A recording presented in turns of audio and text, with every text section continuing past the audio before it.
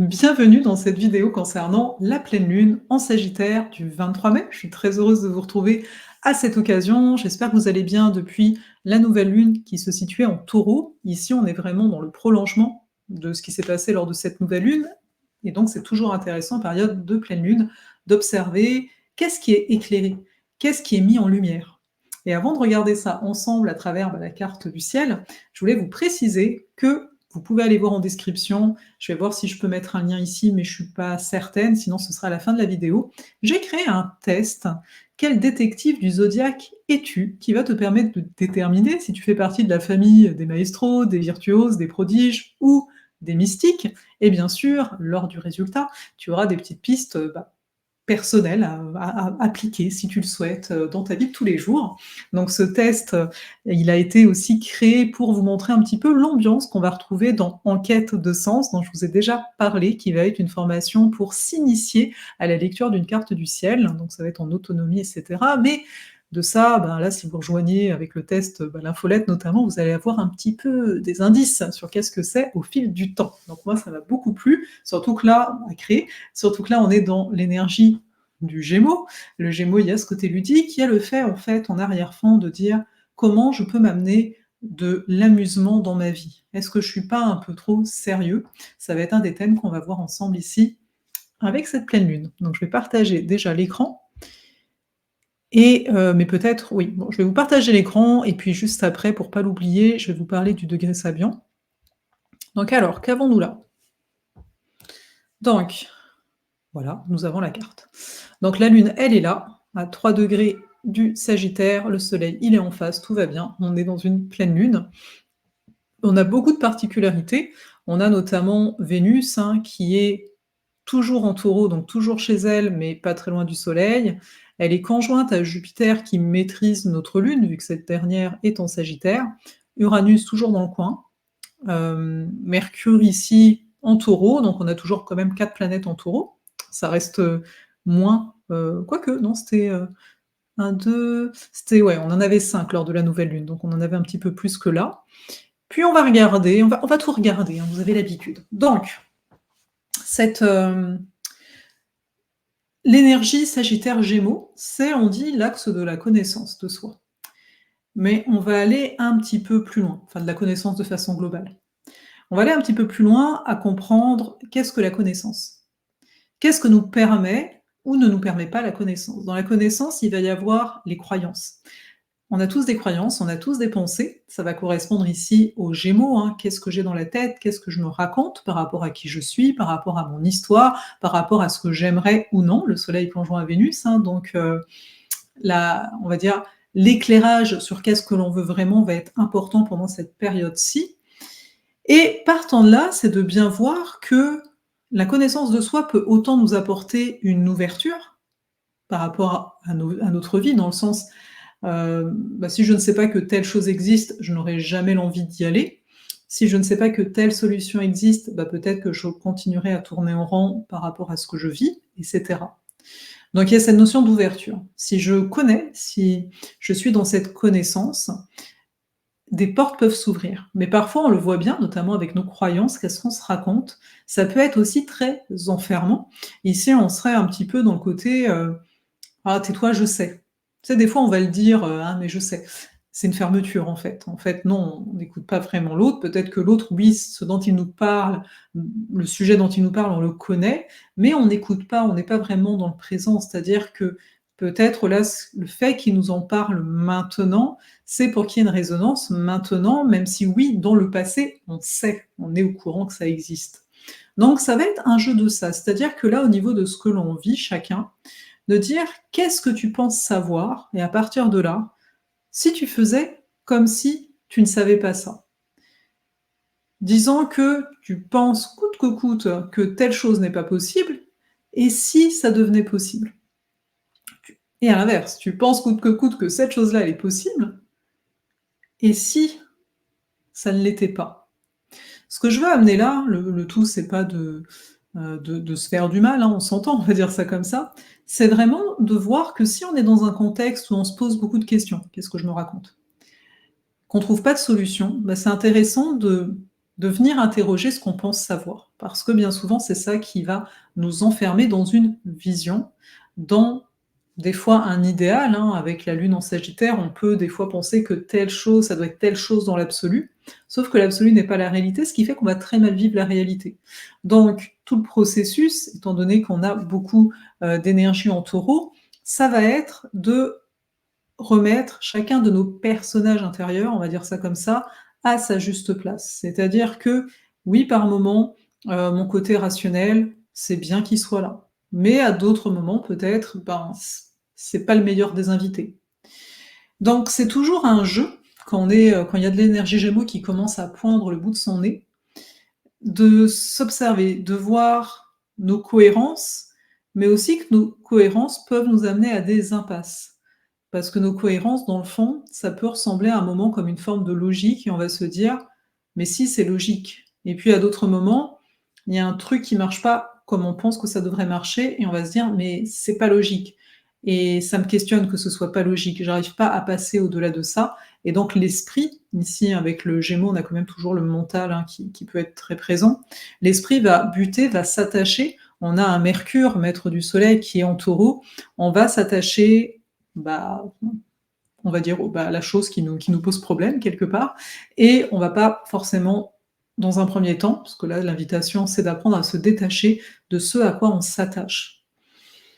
Par rapport au degré Sabian, il y a quand même un lien ici, c'est une partie d'échec. Donc tout simplement, hein, c'est une partie d'échec. Donc là, on imagine, ben, voilà, un échiquier avec tous les pions, etc. Et tous les pions, etc., c'est toutes les parts de nous. Et il y a certaines parts qui sont plus rapides que d'autres. Tu sais, si tu regardes le jeu d'échecs, bah, les pions, ils avancent qu'au daim, la tour, elle va beaucoup plus loin, mais bon. Mais chaque part de nous a une position en début de jeu, on va dire, et après a une position en fonction d'où elle peut aller. Donc chaque part de nous, donc ou nous, tout court, par rapport aux croyances qu'on a, ben, on va s'arrêter sur certaines possibilités de vie. Parce que la part qu'on active par rapport à ce chemin-là, bah, elle peut aller que jusqu'à un certain niveau. Donc on a vraiment une mise en lumière des jeux, mais donc le jeu d'échecs, hein, en plus, hein. Donc des jeux d'échecs, donc quelque part, qu'est-ce qui me met en échec? Potentiellement, bien entendu, et c'est rigolo, je ne sais pas pourquoi, certains doivent le savoir, vous allez me le dire en commentaire, là j'ai pas fait la recherche, vous voyez, c'était pas prémédité du tout, mais on dit échec et maths. Moi le ma, c'est le fou en tant que tel, donc je sais pas si je suis pas sûre qu'il y ait un lien quand on dit ça aux échecs, mais vous me direz. Mais là, au niveau juste du langage, je trouve ça intéressant de se dire, si on prenait ça d'une façon entre guillemets, hein, «positive», je dis entre guillemets, la dualité elle existe, de base, mais bah, faut pas non plus focaliser là-dessus, vu qu'il y a une volonté de s'unir en nous. Mais voilà, on peut avoir plusieurs personnages et en astro, on pourrait aussi le voir comme ça. Et donc ici, de se dire: «Et si, quand on a l'impression, bah, disons que l'échec, c'est que: "Ah, j'arrive pas à avancer, j'arrive pas à avoir la solution à telle chose"». Et si donc, quand il y a échec, il convenait d'être fou? Vous savez, un petit peu, bah, tu fais toujours la même chose, hein, tous les jours et tu penses qu'il va y avoir du changement. Du changement que tu souhaites, parce que c'est ça aussi, des fois il y a du changement, mais hey, j'ai pas voulu ça. En fait, à mon sens, en arrière-fond, parce qu'on s'approche, hein, au niveau du ciel, petit à petit, on va avoir des énergies en Capricorne, en Cancer et tout ça, à une responsabilisation de soi. Pluton, hein, même s'il est rétrograde, il est toujours en Verseau, donc il y a une quête d'être autonome, avec en plus les énergies qu'on a en Bélier. Donc ce que je veux amener là, c'est de dire, bah, à un moment, si l'extérieur ne te donne pas de solution, si, ton esprit tel qu'il est aujourd'hui ne t'apporte pas de solution, bah, il y a peut-être un truc à faire qui semble n'avoir rien à faire là, mais qui est peut-être une clé pour ce moment précis. Et personnellement, je vais faire le lien ici avec la conjonction, comme Jupiter gouverne la Lune. La conjonction Jupiter-Vénus et on peut dire aussi, le Soleil. Conjonction Vénus-Jupiter, on peut le voir de 2 façons, on va restreindre à ça pour l'instant. Ça peut être: j'ai envie de m'expanser. La Vénus, c'est l'envie. J'ai envie de m'expanser, j'ai envie de m'ouvrir, où ça? Dans la matière. Ça peut être aussi: je veux expanser ma joie, je veux expanser le fait que j'ai du kiff dans ma vie, que j'ai du fun et que ce soit concret, que ce soit pas que dans la tête, soit pas que quand je suis en train de parler avec un tel. Non, je veux me sentir incarnée et et jouir de la vie. Ça peut être ça. Jupiter, on peut voir ça comme le guide. Donc là, sur le coup, il nous dit, bah, un de tes guides, c'est Vénus. Vénus qui est en taureau, qui est pas mal forte ici. Ça veut dire quoi? Bah, ça veut dire qu'un de mes guides, ça va être qu'est-ce qui est important pour moi? Ça va être le corps. Mercure qui gouverne le soleil est aussi en taureau. On pourrait voir comme le fait de dire et si tu écoutais la sagesse de ton corps? Jupiter taureau, le corps est un guide. Pour certains plus que d'autres, hein, peut-être en fonction des moments. Ensuite, on peut voir Jupiter comme une volonté, une recherche de se sentir légitime. Avec une lune sagittaire, ça peut être des périodes où on va chercher une preuve de reconnaissance sociale. Et là, c'est de dire, encore une fois, Jupiter-Vénus, bah, peut-être que oui, tu vas être reconnu, je veux dire, ça peut venir de l'extérieur, mais par rapport à notre travail personnel, c'est de se dire, ok, est-ce que tu peux t'aimer complètement? Ça, c'est Jupiter, hein, lui, il embrasse tout. Donc, est-ce que toi, t'y parviens? Donc, cette guidance, on va dire ça comme ça, Jupiter, Vénus, Soleil, c'est de voir à quel point on profite. À quel point, là, on parlait d'un jeu d'échecs, à quel point, jusqu'ici, peut-être, on consommait, Jupiter taureau, hein, avec Vénus, on consommait, on allait chercher dans des divertissements une nourriture qu'on n'avait pas personnellement, parce que la lune sagittaire nous indique aussi une quête de sens, hein, en arrière-fond. Qu'est-ce qui fait du sens pour moi?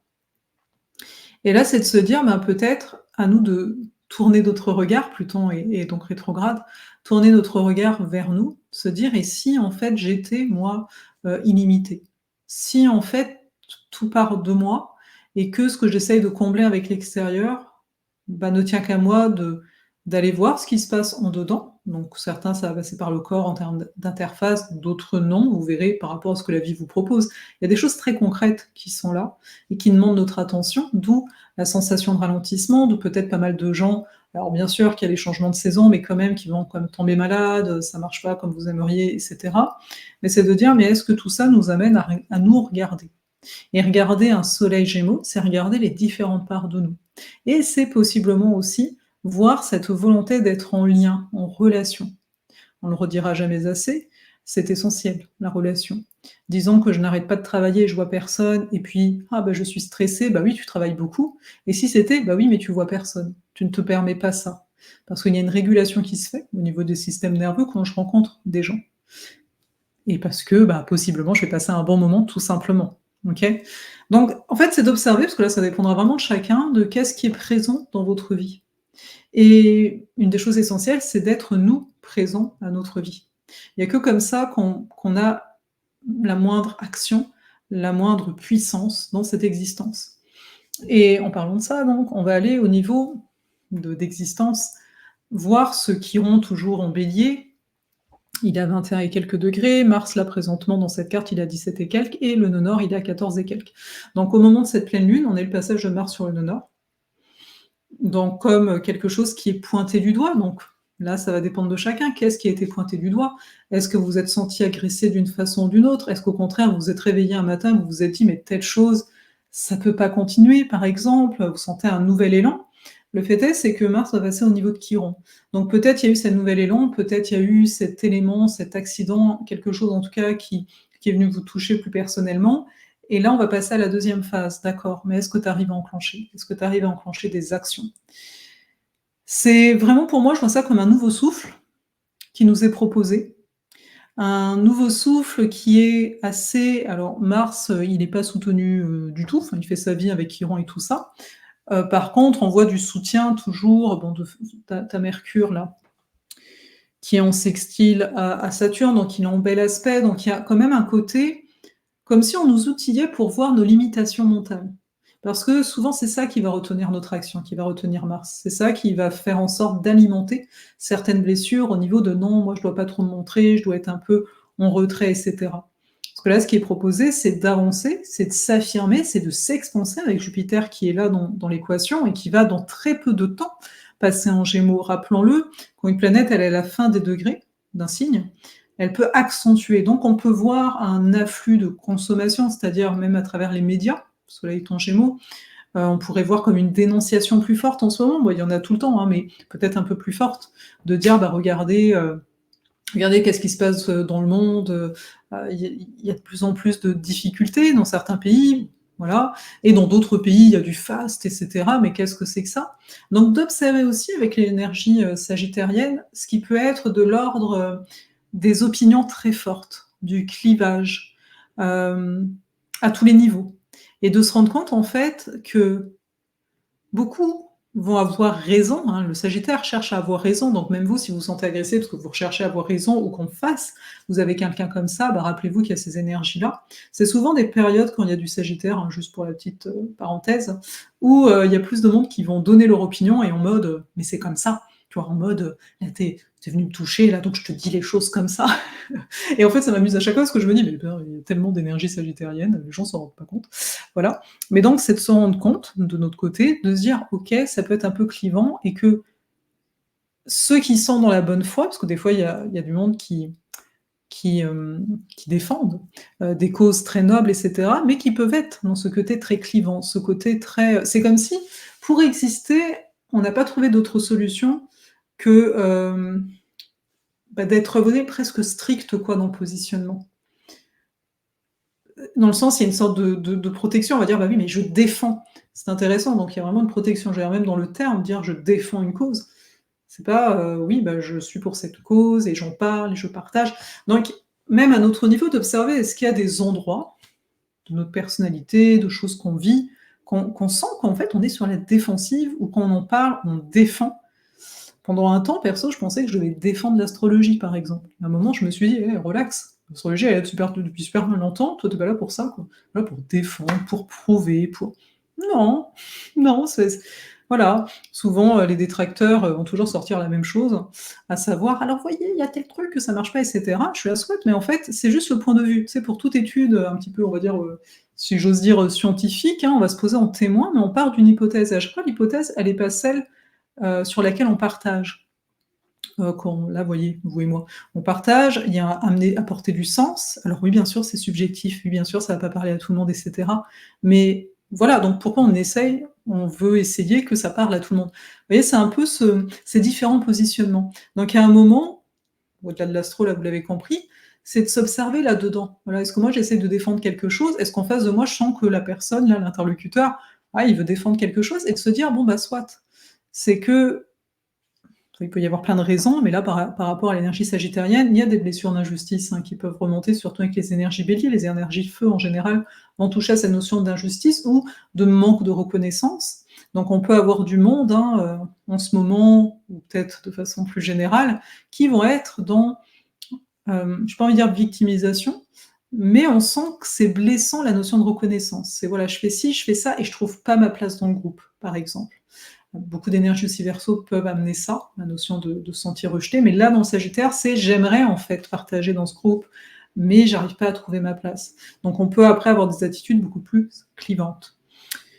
Voilà, pour ça. Je sais pas pourquoi je suis partie dans tout ça, mais bon, soit. Voilà. On a donc oui, la Lune, le Lune et le Soleil sont de bon aspect à Pluton, donc période de transformation, c'est ça ici que ça nous indique en tant que tel. J'ai l'impression qu'on est tout le temps en période de transformation, donc c'est pas un scoop par rapport à ça. Et ouais, c'est à peu près ça par rapport à cette carte de pleine lune qui me vient. Enfin, je vous dis ça, je laisse parce que des fois, il y a autre chose qui pourrait venir. La lune, elle est en bel aspect à Neptune, donc des périodes aussi où les illusions peuvent tomber. Donc où on peut voir plus clair, où on peut mettre davantage nos limites. En fait, c'est aussi de se rendre compte de la montée en puissance qu'il y a à l'intérieur de nous, du fait qu'on pointe du doigt, intérieurement nos bon, c'est le terme qu'on dit habituellement, mais nos pensées, en tout cas notre on dit souvent le mental et cetera. Moi j'aime à dire en fait, c'est de voir, encore une fois, qu'est-ce qu'on se raconte et de voir que ce qu'on se raconte, ben, on peut le changer. Parce que, voilà, je commence avec ça au tout début, la notion de connaissance. Là, je vous raconterai peut-être plus ça dans la vidéo de la semaine, parce que je vais la faire dans la foulée. Mais, bah, parfois, voilà, on rencontre du monde et bah, notre réalité correspond quelque part à, bah, nous. Qu'est-ce qu'on raconte sur cette réalité? Tu sais, si je suis toujours en train de me dire, que j'ai mal, bah, ma réalité, il va y avoir ça, que j'ai mal. Après, je peux ne pas me raconter ça, et que j'ai mal, mais quand même, je vivrai sans aucun doute les choses différemment parce que mon esprit aura pas été focalisé là-dedans.